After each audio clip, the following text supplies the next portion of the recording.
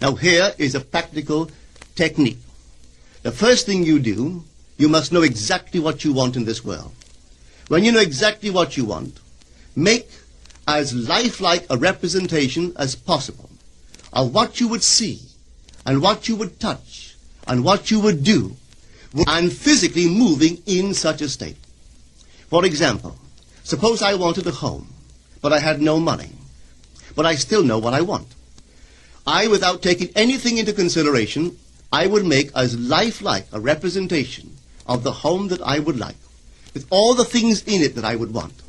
And then, this night, as I would go to bed, I would, in a state, a drowsy, sleepy state, the state that borders upon sleep, I would imagine that I am actually in such a house, that were I to step off the bed, I would step upon the floor of that house.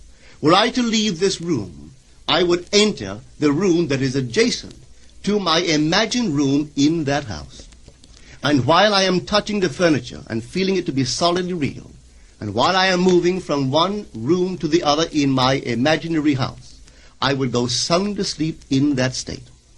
And I know that in a way I could not consciously devise, I would realize my house. I have seen it work time and time again. If I wanted promotion in my business, I would ask myself what additional responsibilities would be mine were I to be given this great promotion. What would I do? What would I say? What would I see? How would I act?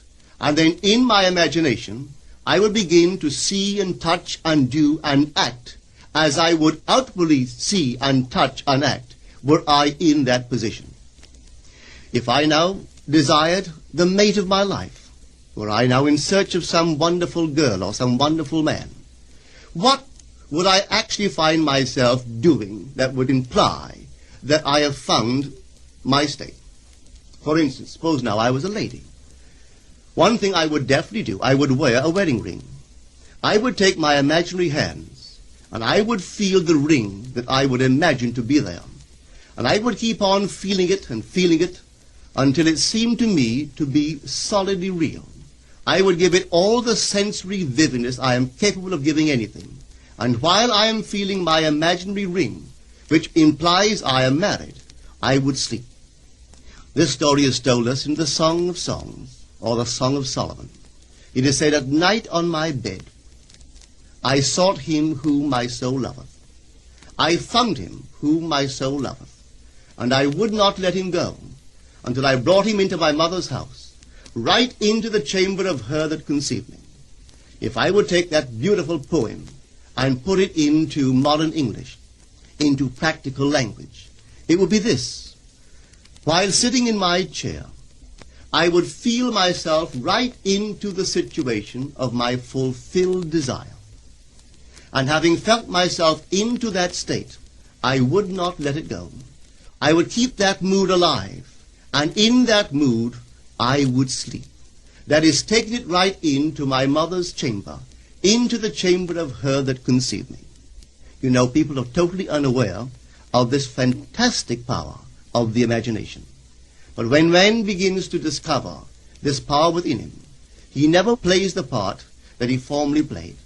He doesn't turn back and become just the reflective life. From here on in, he is the affecter of life. The secret of it is to center your imagination in the feeling of the wish fulfilled and remain therein. For in our capacity to live in the feeling of the wish fulfilled lies our capacity to live the more abundant life. Most of us are afraid to imagine ourselves as important and noble individuals, secure in our contribution to the world, just because at the very moment that we start our assumption, reason and our senses deny the truth of our assumption.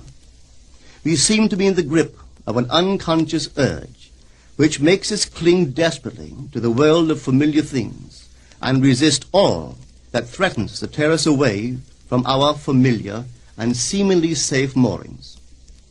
But I appeal to you to try it. If you try it, you will discover this great wisdom of the ancients, for they told it to us in their own strange, wonderful, symbolical form. But unfortunately, you and I misinterpreted their stories and took it for history when they intended it as instruction to simply achieve our every objective. You see, imagination puts us inwardly in touch with a world of states. These states are existent. They are present now. But they are mere possibilities while we think of them. But they become overpoweringly real when we think from them and dwell in them. You know, there's a wide difference between thinking of what you want in this world and thinking from what you want. Let me tell you, when I first heard of this strange and wonderful power of the imagination, it was in 1933 in New York City. An old friend of mine taught it to me. He turned to the 14th of John, and this is what he read. In my Father's house are many mansions. If it were not so, I would have told you. I go to prepare a place for you. And if I go and prepare a place for you, I will come again and receive you unto myself, that where I am, there ye may be also. He explained to me that this central character of the Gospels was human imagination. That mansion was not a place in some heavenly house, but simply my desire. If I would make a living representation of the state desired, and then enter that state and abide in that state, I would realize it. At the time, I wanted to make a trip to the island of Barbados in the West Indies, but I had no money. He explained to me that if I would that night, as I slept in New York City, assume that I was sleeping in my earthly father's house in Barbados, and go sound asleep in that state, that I would realize my trip. Well, I took him at his word and tried it. For 1 month, night after night, as I fell asleep, I assumed I was sleeping in my father's home in Barbados. At the end of my month, an invitation from my family came, inviting me to spend the winter in Barbados. I sailed for Barbados the early part of December of that year. From then on, I knew I had found this Savior in myself. The old man told me that it would never fail.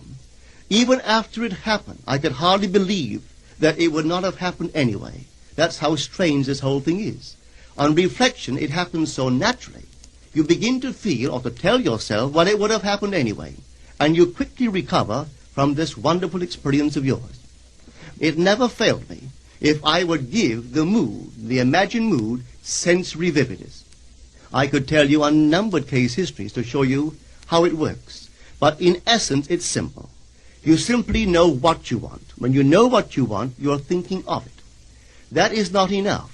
You must now begin to think from it. Well, how could I think from it? I am sitting here.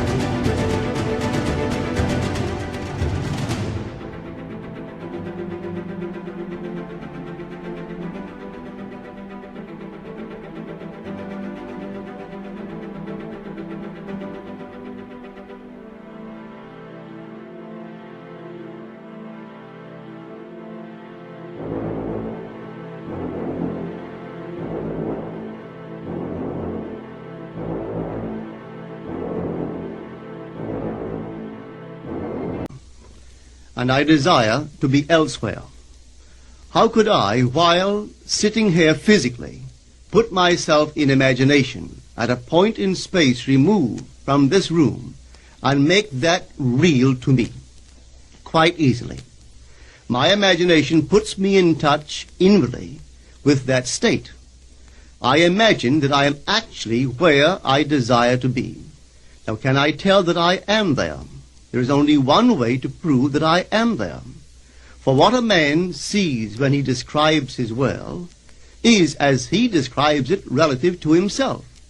So what the world looks like depends entirely upon where I stand when I make my observation.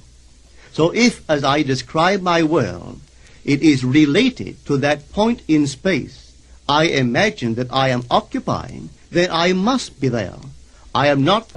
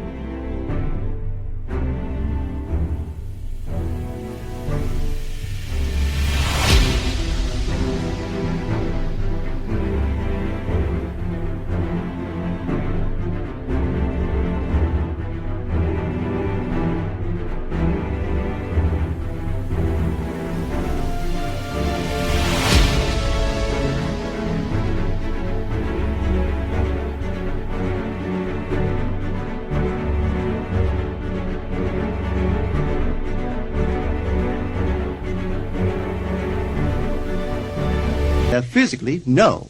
But I am there in my imagination. And my imagination is my real self. And where I go in imagination and make it real, there I shall go in the flesh also. When in that state I fall asleep, it is done. I have never seen it fail. So this is the simple technique on how to use your imagination to realize your every objective.